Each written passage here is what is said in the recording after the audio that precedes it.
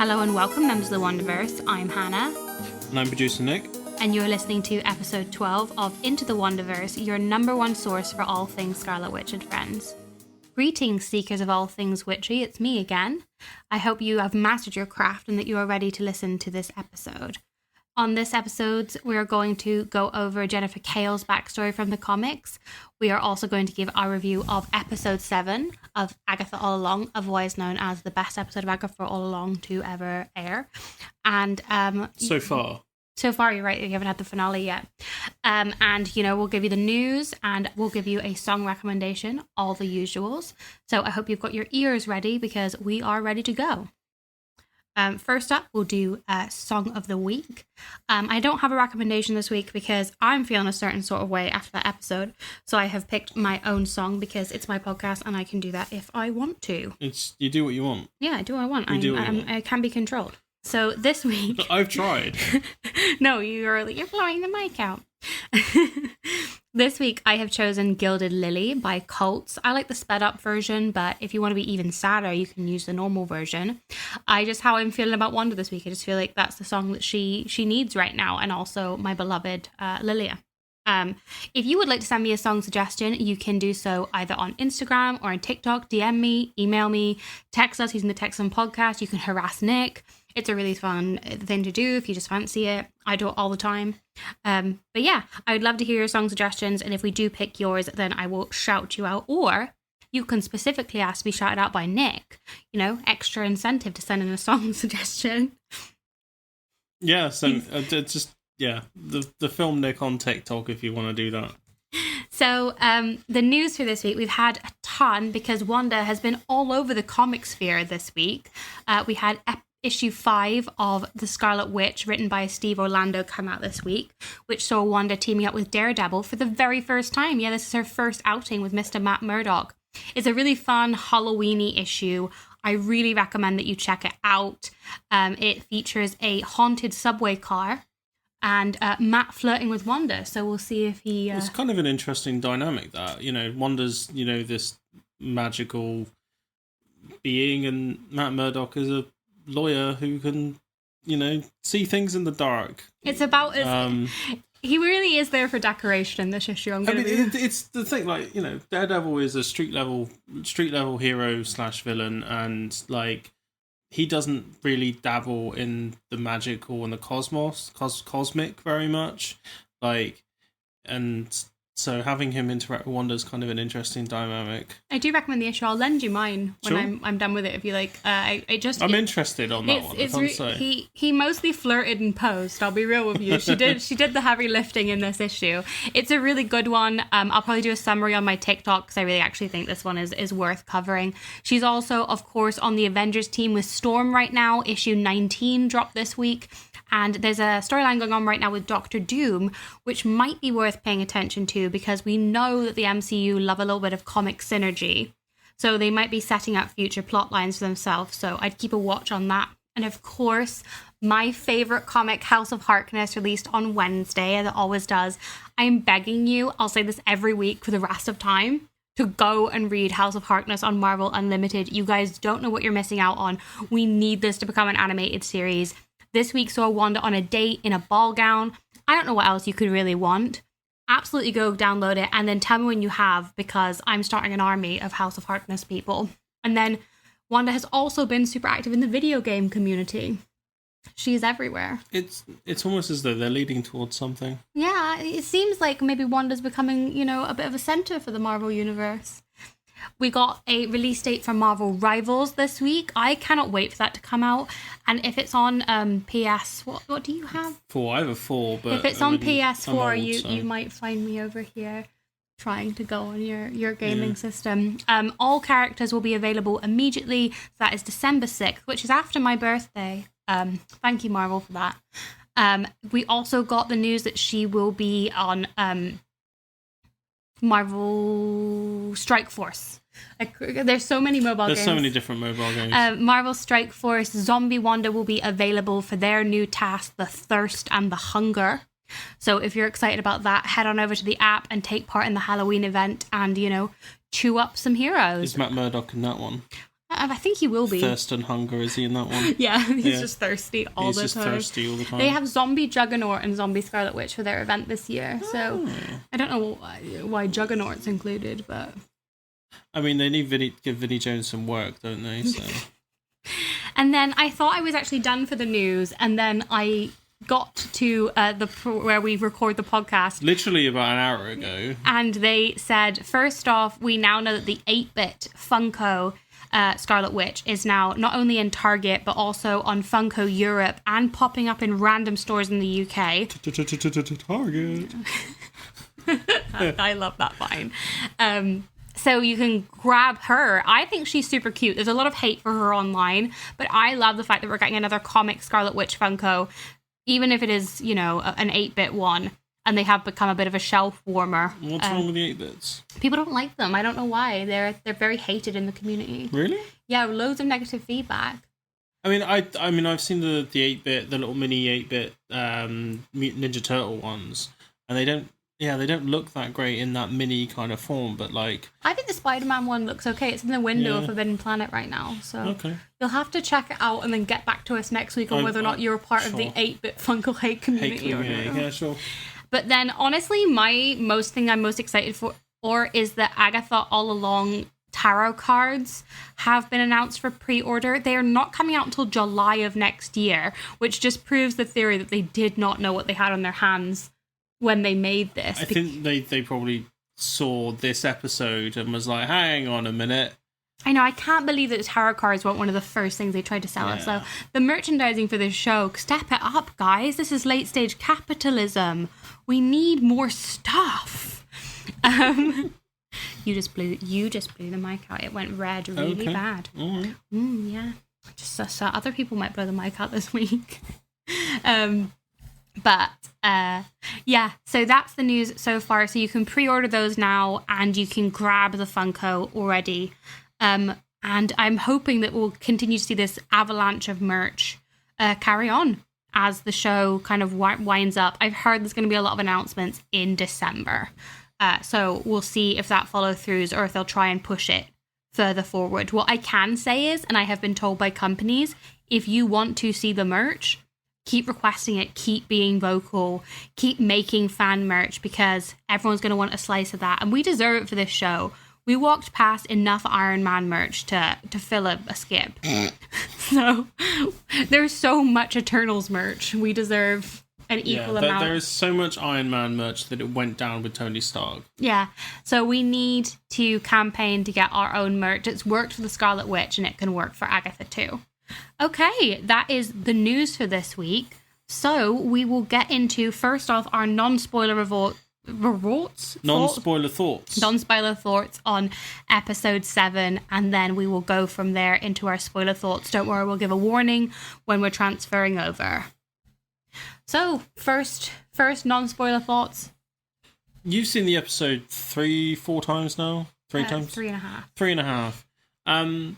It's definitely the one that I'm looking forward to. We talked a lot about rewatching this show and trying to catch things. I think this is the one that you're going to have to rewatch. The rewatches are going to really, really pay dividends, I think. I don't want to give anything away, really, because I didn't know what this episode was going to look like. Needless to say, the structure is really, really rewarding, and it answers lots of questions, and has a really, really quote unquote satisfying, but not in the way that I would argue that to be payoff, that I think is probably the best one so far in the show. I don't want to say any more without getting spoilers. Okay, we'll do it really quick. Do you want to do a non-spoiler? I'll do non-spoiler thoughts. I think I agree with you. I can't wait to watch the rest of the series back, knowing what we know from this episode, and watch the acting performance being given by the character in question. This is my favorite episode so far. I especially loved the different stereotypical witch costumes being given, and the way Jen continued to hold that apple the whole episode. Everyone's seen the photos, so that's not really a spoiler, but we're just going to go straight into spoilers. I'm so sorry. There's no way to talk about this episode so spoiler thoughts without now. So if you haven't seen the episode, what are you doing? This is a Wanda/Agatha podcast now. What are you doing? Go and watch the episode. Absolutely. Spoiler thoughts. Hannah, take it away. I cried the first 2 times I watched this episode because it was such a character study in the way that I have been waiting and waiting for them to give us. And I just felt like I could not tear my eyes away from Patti LuPone's acting. I see then Emmy shining in her future. This was a masterclass in how to make you get to know a character and to say goodbye all in one episode. And the story being told through her acting in the other scenes, I was just absolutely blown away by it. I sat in my room at 2 a.m. when I was watching this, and I immediately had to get on live straight afterwards because I could not wait to tell people how much I loved this episode. What was the reaction on live? Everyone loved it. I mean, I wasn't up because it was, 2 a.m. There was a very mixed reaction to Billy's episode, but this is a universally credited episode with everything. I mean, you're a lot more hashtag online than I am, so... Chronically, some might say. I do just feel like I wish that Smiths had not even... Yeah, that's the thing. Of all the Smiths things to happen, of all the things they leaked, I really, really wish that hadn't been leaked. Because, the Billy thing, we saw that coming a fucking mile off, but we would not have known about the Rio thing. Really, we wouldn't have known about the Rio thing until that had happened in that episode. And that's the thing. So whoever did that at Smiths, I hope you got fired. I hope you are now at the job centre trying to get a job every week and every company is turning you down because of what you did. That's where I stand. But it was so well signposted. That's what this episode was. It had a number of satisfying payouts and also set up a number of interesting questions. I loved I've seen people who are much more well-versed in tarot also analysing the random set of cards that Agatha put down, and apparently that seems very relevant as well. Also, when Billy drew her a card, it said, "You're telling the truth." And I think that the show, Jack Shave wrote this episode, and I never want to hear anybody again, and she directed this episode as well, saying that Jack doesn't deserve both the Scarlet Witch movie. There's nobody I trust more. Please, Marvel, don't take it away from her. Give her the Scarlet Witch movie. Also, Agatha all but confirmed. Hang on, wait a minute.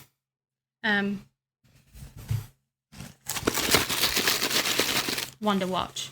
That was a really bad noise to make on the mic for Wonder Watch. Well, it's the best segment. It's what people look forward to. It's what I'm known for. She's not dead. She's alive. She's also, William has said that she's not my mum. Well, he doesn't remember her at all.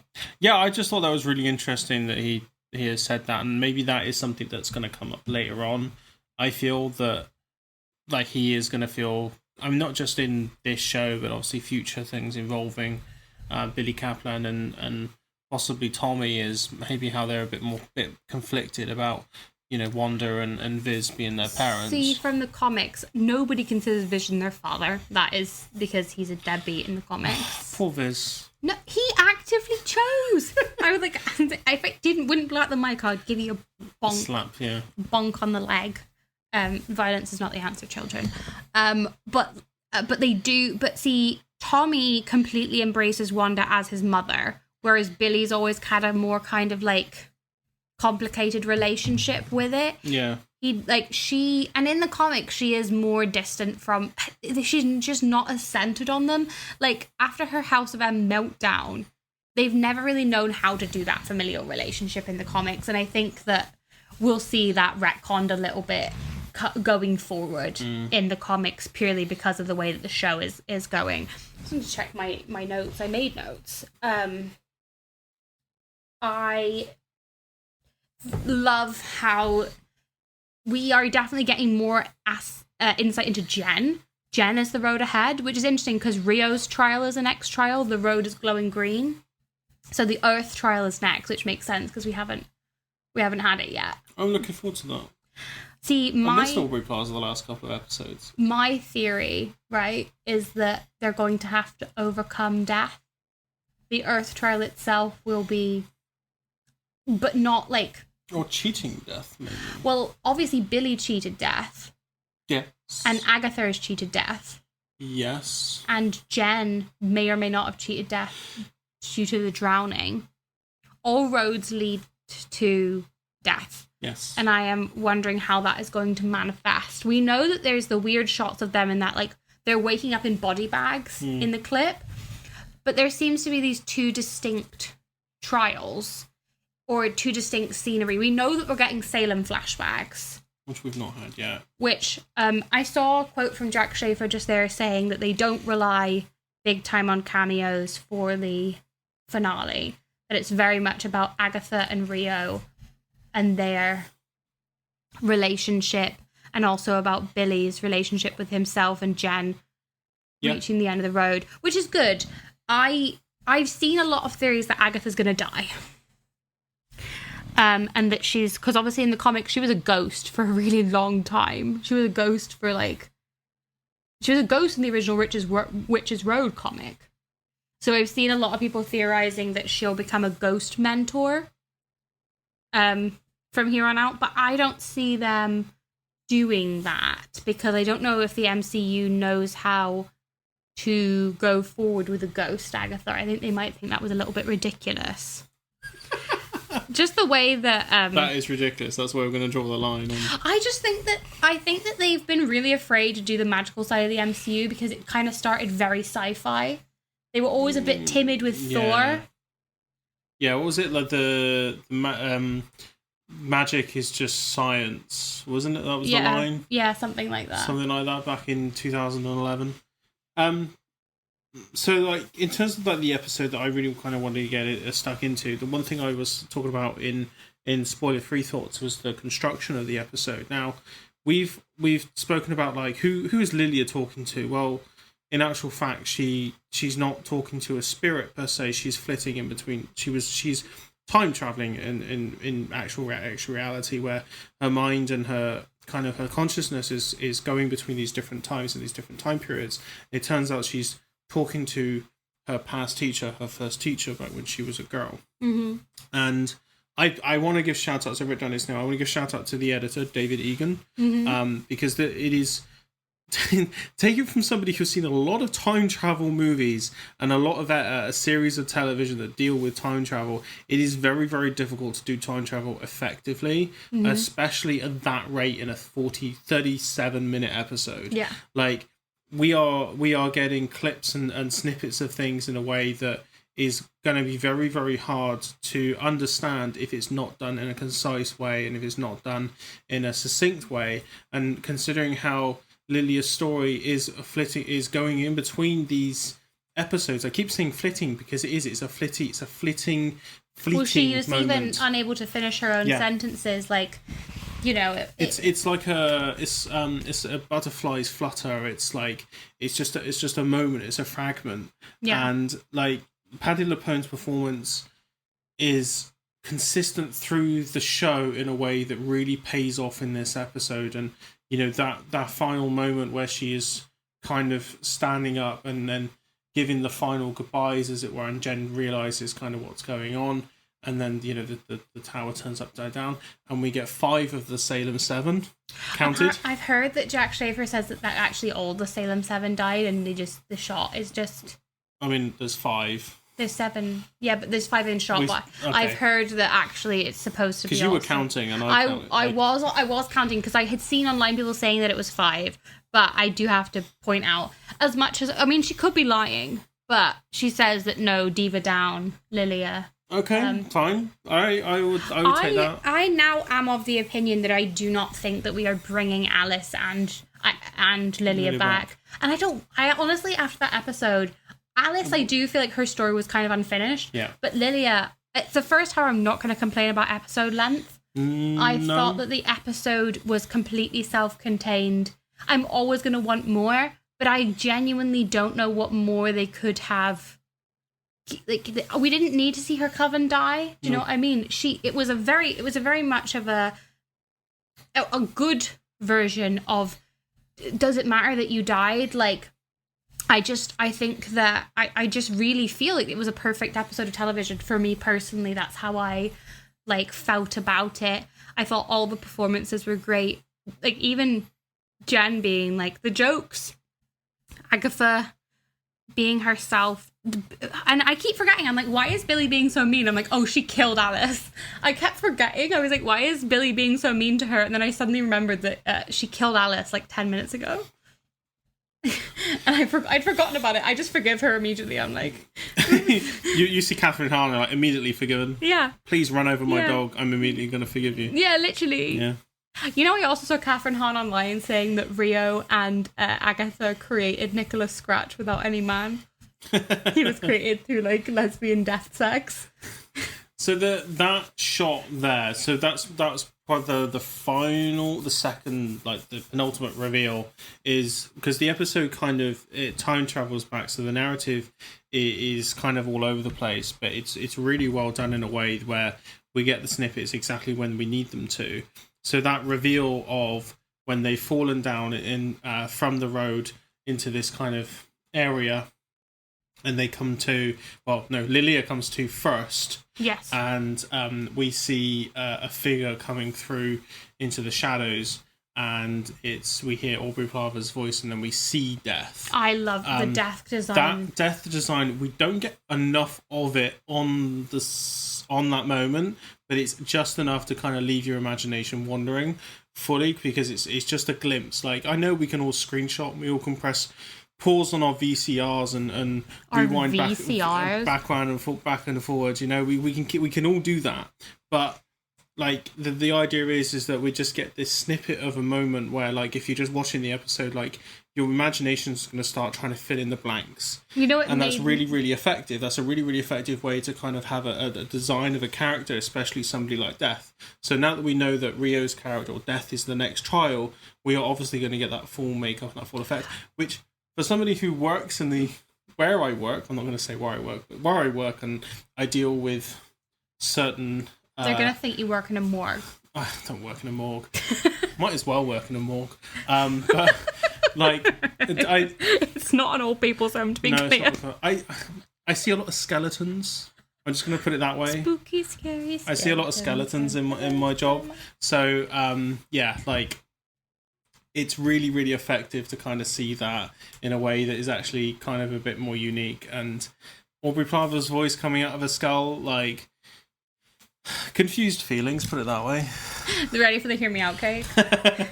See, what it made me do is I went back and I took the shot of Aubrey Plaza as Death and I superimposed it on, you know, when Death was standing behind Lilia's maestro in Jen's trial back in the hallucinations. Yeah. Because it was in the like the little recap. Yeah. And it lines up. If you and so that's, but we obviously, if you've not read the comics, and next week's comic recap will be, of course, Lady Death. So if you've not read the comics, Lady Death like has many visages, but like the most common one is that she's just like a skeleton wearing the black robe. I saw them saying that they base the Death costume design a lot on the Mexican goddess of representation of Death, which makes sense for Aubrey. Though I think she's Puerto Rican. Is she? I can't remember off the top of my head. I think she said so in Parks and Rec, but that might be April rather than her.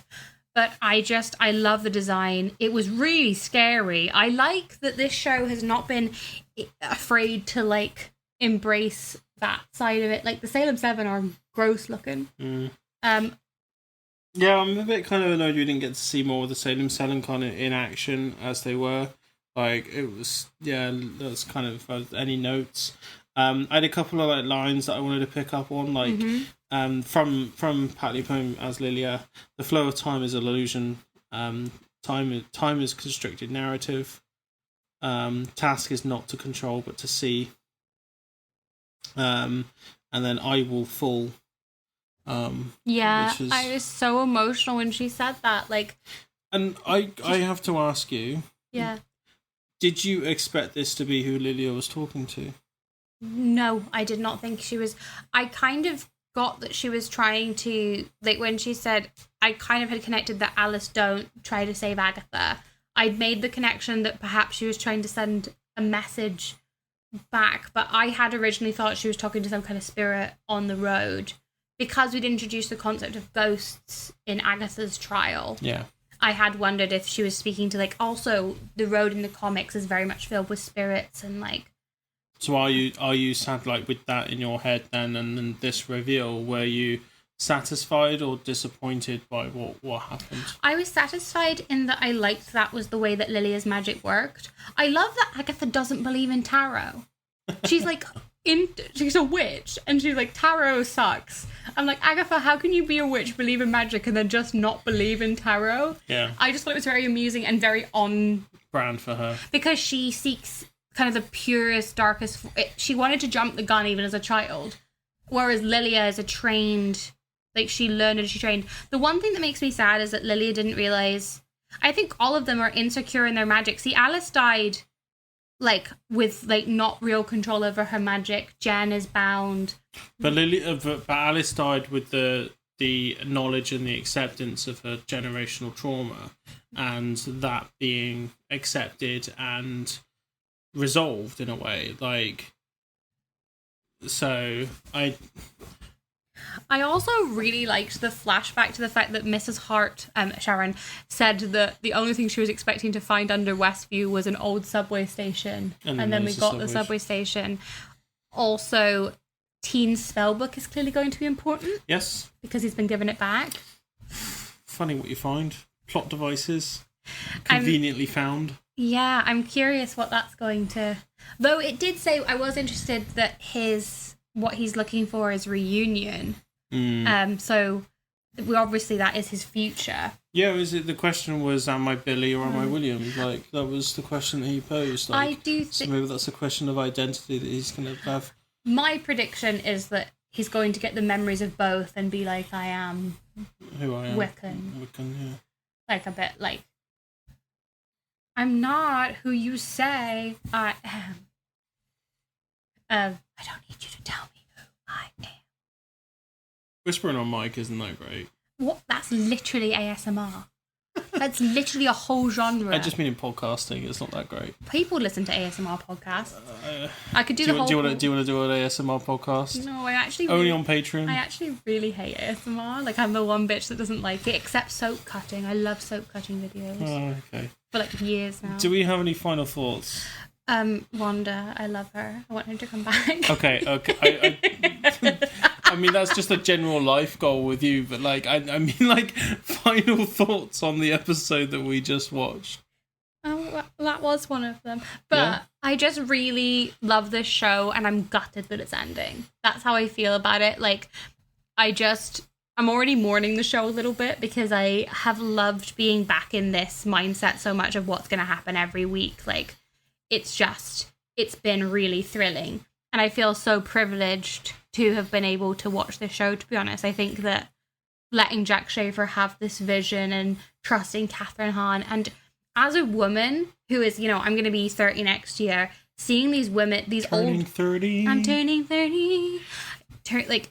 Seeing these women who maybe would have just been cast as the mother or the grandmother in Pet of the Poland's case, have these central character roles is the most empowering thing Marvel's done, to me, personally. That's how I feel. So final thoughts for me on this episode. It's doing what they did on that episode with the time travel, because it's just time travel in a narrative form, is impressive. And if any episode is going to get the plaudits, it will be this one. It's the one that I'm most looking forward to rewatching, because of all the kind of things that happened. And I just want to say on this whole kind of thing you were talking about, the show, really glad the show exists. Like, between this show and The Penguin, which I haven't actually watched yet because I'm actually building up episodes to marathon it, because I just want to get lost in that world for in a day for once.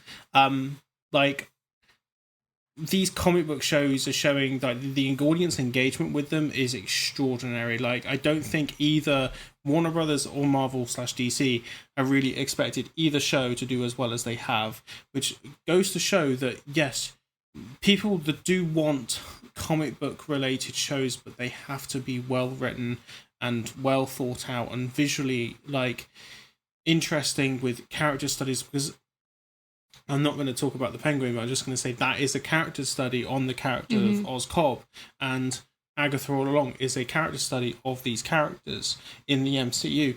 That's what the people want. They don't want whatever Falcon and the Winter Soldier was, like where it started off as a character study, but then kind of went off and did its own kind of thing. Like if we're wanting these shows, you got to ask for these shows and show that by watching them and supporting them. And the fact that Agatha along is getting the support, and the fact that the Penguin is also doing very, very well, like it just goes to show the demand is out there, and it's really, really interesting to see, especially in this kind of post-Endgame world that Marvel finds itself in.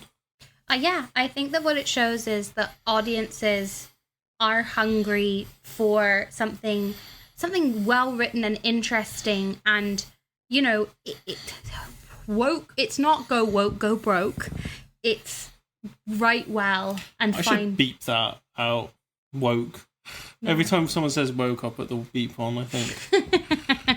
I'm just really grateful for this show, and I want to see Jack Schaefer's career and how it is going to go from here. And I need her not to abandon my girl Jen when this show is over. Like, I need Jennifer and Man-Thing to meet up, which I think is the perfect segue into the comic book section of this. Okay. And if you have any questions while I'm reading this, sure. I've made it so you can answer questions this week. Yeah. We're trying to make the show a little bit less just me reading autistically and more interactive, because Nick has a life too. So they say. So Jennifer Kale first debuted in Marvel Comics in Adventure into Fear, issue 11, in December of 1972, and was created by Steve Gerber and Rich Buckley. Now, Jen in the comics was born into the Kale family of sorcerers in the Florida Everglades. And she wasn't exactly raised as a witch, but when she became a teenager, she stole one of her father's spell books. Her father was Joshua Kale, who also happened to be a cult leader. Yay, we love cults. She used his spell book and decided that the best entry into sorcery was, of course, to summon a demon. That's where you start out in magic. She didn't realize, though, that when you summon a demon, you don't get control over the demon. You actually, it can attack you. And so the demon did attack her, obviously, and so his name was Thog, by the way. And luckily for her, it turned out that she had a psychic link to Man-Thing, and he came in and saved her, which was really kind of him. So over the next couple of years, Jen and Man-Thing had a couple of fun adventures. They took down people together until they were both grabbed off to a different dimension by a sorcerer called Danith. And at first he acted like he wanted to murder them because, it's what you do when you're a sorcerer. But it turned out that he was actually just testing them because he knew that Jennifer had a destiny to uphold. And so he made Man-Thing fight in a gladiator arena. That is not, in fact, a promo for Gladiator coming out in 4DX. Book your tickets. I'm kidding. It really isn't. I'm not being paid. And Man-Thing won. And through Jennifer's bravery of spirit, Danith decided that she would become his apprentice and she would become a sorceress.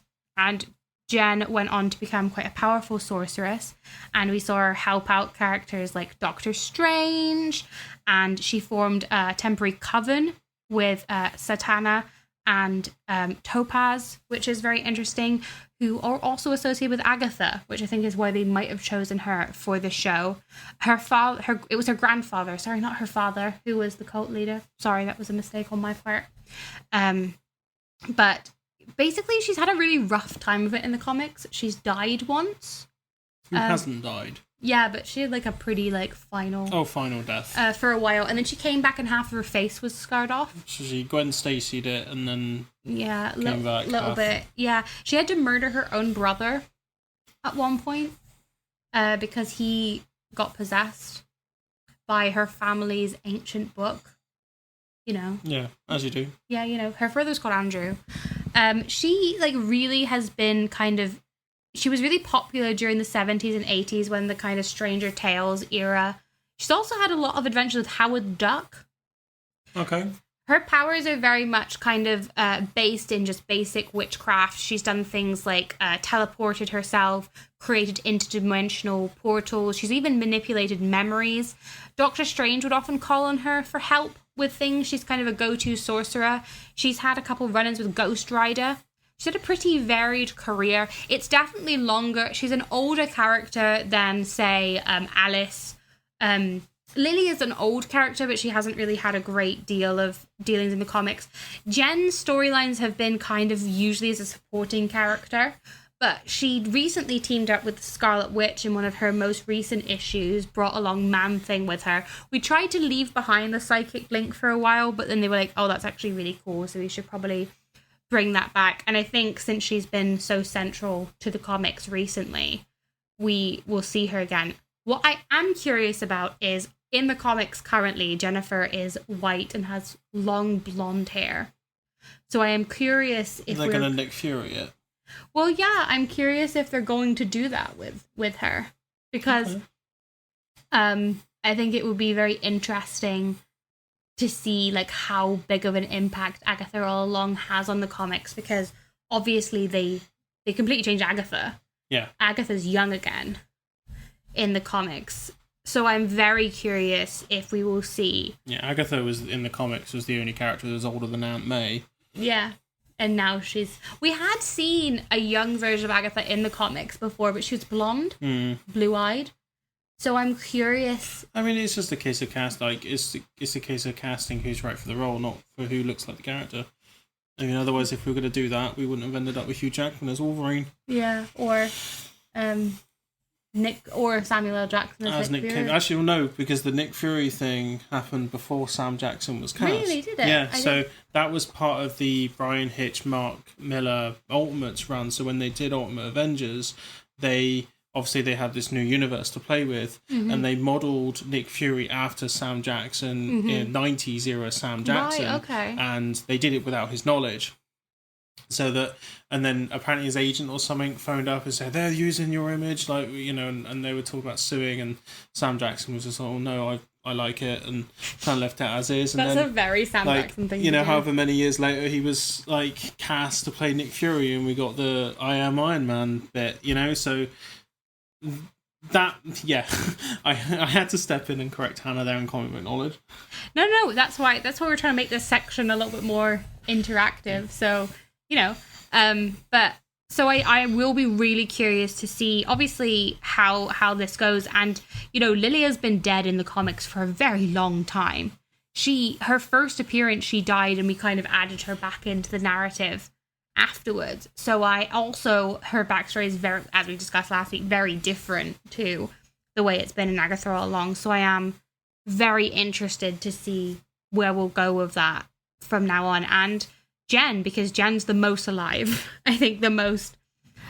Alice is very alive, I guess, but she's only made like 2 appearances, so I'm curious. Do you think they'll bring her into the Man-Thing worlds, like with him and whatever Gail Garcia Bernal's character's called in Werewolf by Night? I can't remember his name. I can't remember either. It's really good special. If you've not seen that is prime Halloween viewing.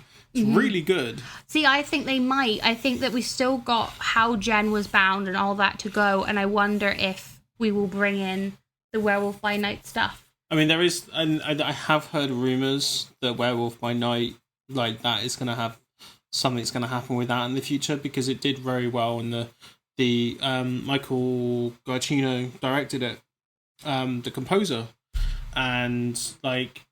I've heard interviews with him, read interviews with him. He likes to, he wants to direct more, so it would be cool to kind of get him back involved, because I think it was pretty well directed. And like I said, Gail Garcia Bernal's one of the greatest actors of his generation, and Marvel's not using him. Obviously, I've heard that the magical side of the MCU is basically the best performing, other than like Deadpool and the Wolverine. It's almost as though, what if they had a Blade movie? Don't. Like, what if an Oscar-winning actor came up to Kevin Feige and was like, "Hey, I got an idea for a Blade movie. We should do a Blade movie." And then they put it on the rota, and then they were like, yeah, we're gonna have it on the roster, and then they kept delaying it, and then they took it off. Like, it was almost like, what would happen if they did that? So interesting. Or if they took Jon Snow and was like, hey, we're going to turn you into a C-list, superhero, and then nothing happened with that. I do think that I've heard they've moved Midnight Suns up the slate, though, so I wonder if they're going to soft launch him in that was going to be my question. And I've heard Suns. Midnight Suns, see, Wanda has become kind of Midnight Suns adjacent. I just think they're going to try and put her in everything. Because that was my question with Jen, was that do you think that she is going to be involved with the Midnight Suns because of her association with Man-Thing, and like you've just said, Wanda is kind of adjacent to Midnight Suns, which means any kind of Wanda-ish characters that, can be involved with that. Do you think that's a potential in the future?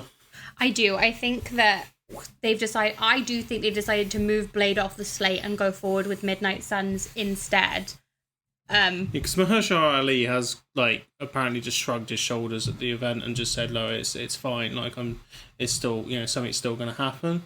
So it sounds like they have had a word with him and said, "Look, we can't compete." Because this is my theory. Okay, I have a theory. It could be bunnies. I have a theory that the Deadpool versus Wolverine thing, when Wesley Snipes shows up, spoilers for Deadpool versus Wolverine, I think it's been out for long enough. Yeah, I know, it's not like it's the highest grossing movie of the year or anything. So Blade, when Wesley Snipes shows up as Blade, the response to that was the bit in the cinema that I knew nothing about. That was the one that got me. I was like, Jesus Christ, did not expect to see him back. And the response to him coming back was so positive that I feel that Marvel were like, oh, hang on a minute. We need to kind of ride this a bit more. And I think Wesley Snipes as Blade is as iconic as Hugh Jackman as Wolverine, because he was the first Marvel superhero, almost the first that made money. He was back at the receipts in '96. He was the first Marvel superhero to make money. Yeah. So my theory is that Mahershala Ali is going to come in as Blade, but in more of a team setting, and Blade, they can't do the Blade solo movie because of the association Wesley Snipes, and they are fearful that it's not going to do well with general audiences, because at the end of the day, general audiences is where they want to attract. So general audiences kind of see Wesley Snipes and Blade, and they go, oh, there's a new Blade movie, it's going to be Wesley Snipes, and then they hear it's not going to be Wesley Snipes, and it's not going to do very well. So the Midnight Suns thing works as a team up because Mahershala Ali come in, Jen can come in, Man-Thing come in, Gail Garcia Bernal can come in. I think that we are going to see more and more them, in a way that we haven't seen before, letting audience response drive how the MCU goes forward. Do we feel that that's maybe why Moon Knight season 2 hasn't been announced? No, I think that I think I've heard that that's gone back into the works. Because it's one of the shows that have done the best are WandaVision, Loki, this one, Agatha All Along, and Moon Knight.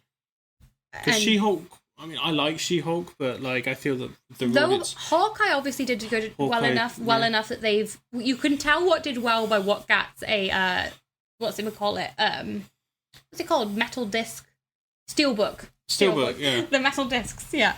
Steelbook release, and Loki and Hawkeye have just been announced for Steelbooks. Before that was only WandaVision. Yeah. And I've heard that they're going to do Moon Knight and Agatha in the same release. For some reason they're doing the release. And they're just going to release Falcon and the Winter Soldier on mini disc or something. I think I don't know if Falcon and the Winter Soldier got a steelbook. I'll be honest, I don't know the stats on that. I know that Falcon and the Winter Soldier did well. Yeah, I know. I think it wasn't the critical success that they had hoped for, and I'm really worried. I mean, we're just not gonna go into this podcast. Every time we get close to talking about Captain America: Brave New World, we're just gonna give up. Yeah, we just don't. Because we tend to do this when we go into general Marvel thoughts every episode, which is kind of maybe a good way to kind of end up. Was there anything more you wanted to add with Jen, or was that kind of just leading into that whole Midnight Suns? No, I think that I have a full backstory for Jen on my TikTok if you're super curious, but I think that I'll leave it there for now, and if the people want more Jen, we can. I think if she goes on to have more that's relevant to her comic backstory in Agatha, then we'll talk about it. But I want to kind of ending thoughts for me are I am cautiously optimistic with the way that the MCU is headed. Other than the Downey is Doom scenario, I am really... I'm going to do an episode on Wanda and Doom's relationship, so you can go full toe on how much you don't like this decision during that episode. Yeah, tune in for the Tune in for rant. Nick has a we'll just call it Nick Menti B. I mean, like... Nick is doomed. Nick is doomed. I mean, if you want like a hint as to what my rants sound like on my old podcast, Keen Atomic, I have a 25-minute rant about Space Jam 2, which, like, among my podcast friends has become almost legendary. So, like, check that out. And that's a forewarning that my rant about Doctor Doom and Robert Downey Jr. may be as akin to my hatred of Space Jam 2. Okay, I'll make sure I bring my popcorn for that. So you have been listening to Into the Wonderverse. I'm your host, Hannah Gardner. If you want a little bit more of me, you can follow me over on TikTok at Into the Wonderverse or on Instagram at The Wonderverse. I also sometimes post on Threads and Twitter, but not as regularly because I'm lazy. That's Nick. Yeah, you can find me on TikTok, The Film Link, where I have been posting. There's a round of applause. I will be trying to I'm figuring out what my content looks like. Mm-hmm. So don't worry, we're brainstorming, trying to figure out what that looks like. But it's going to be more general film stuff, not Marvel related, although Marvel stuff will come up. And I probably may focus on Spider-Man news because I'm a bit of a Spider-Man nerd. Yeah. And, you've got Spider-Man news this week. Yeah, Spider-Man news. Yeah, so Null is apparently going to be leading into the Sinister Six. And I'm depressed about this. I hate it. It's okay. And Tom Holland has come out and said that Spider-Man 4 is definitely happening. And I'm kind of a bit like really cautiously, what the hell? Because it sounds like they're doing something really crazy. And all I wanted was a street level movie. And you can find all of that over on Nick's TikTok and maybe next episode. You can find all my writing on superatomovision.com, where I've written about the Marvel Universe and other film related things. Our wonderful podcast art is by Lily, who I've tagged. Check her out. She is the most talented person on earth. Could not be more grateful to her. Music by Melody Ray Griffiths and a little bit from Agatha all along. And until I see you next time, stay magical. It's been